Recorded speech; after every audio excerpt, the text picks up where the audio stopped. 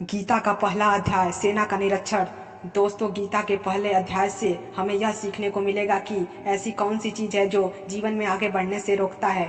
भले ही आप में बहुत नॉलेज हो, बहुत ज्ञान हो, लेकिन उसके वजह से आप जीवन में सही डिसीजन नहीं ले पाते हैं और अपना काम सही से नहीं कर पाते हैं। इसके साथ साथ सपने से इंसान हकीकत में कैसे बदल जाता है, यह भी हम जानेंगे। कौरवों में दुर्योधन बहुत खुश हो रहा था।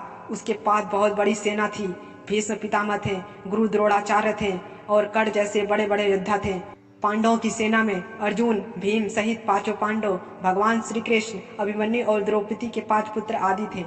यह युद्ध पूरी तरह से पारिवारिक ही था। कौरव और पांडवों के लिए गुरु द्रोणाचार्य एक ही थे और भीष्म पितामह भी एक ही थे।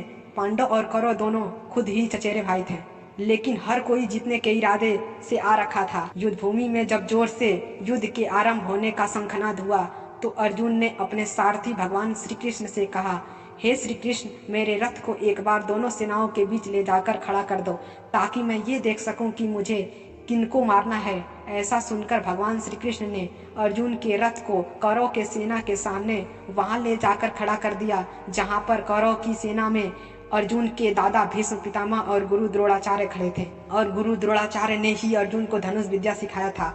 अर्जुन ने युद्ध के मैदान में जिधर भी देखा वहां दोनों तरफ परिवार वाले ही दिखाई दे रहे थे। यह देखकर अर्जुन बहुत दुखी हो गए और श्री कृष्ण से बोले, यहाँ तो मेरा हर कोई सगा संबंधी ही है। मैं अपने ही लोगों को युद्ध में नहीं मार सकता। मुझे इस राज्य के लिए ही क्या, मुझे कोई तीनों लोग भी दे तो भी मैं ऐसा युद्ध नहीं करूंगा जिसमें मुझे अपनों को ही मारना पड़े। इस प्रकार अर्जुन पूरी तरह से दुखी होकर खुद को कोसते हुए अपने धनुष को छोड़कर रथ में जाकर बैठ गए। दोस्तों, गीता के इस फर्स्ट चैप्टर से हमें यह सीखने को मिलता है कि वास्तविकता सोच से अलग होती है। हमें नहीं पता कि जब हम किसी काम करने का इरादा लेकर जा रहे होते हैं तो वहाँ क्या हो सकता है।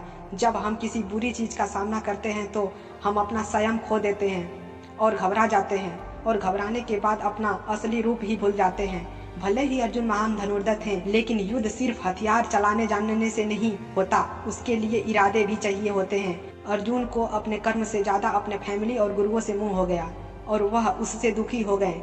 वह युद्ध करने का डिसीजन नहीं ले पाए। इससे हमें यह सीख मिलता है कि जिंदगी में हमें अपना कर्म करने से सबसे पहले रोकने वाला मोह होता है।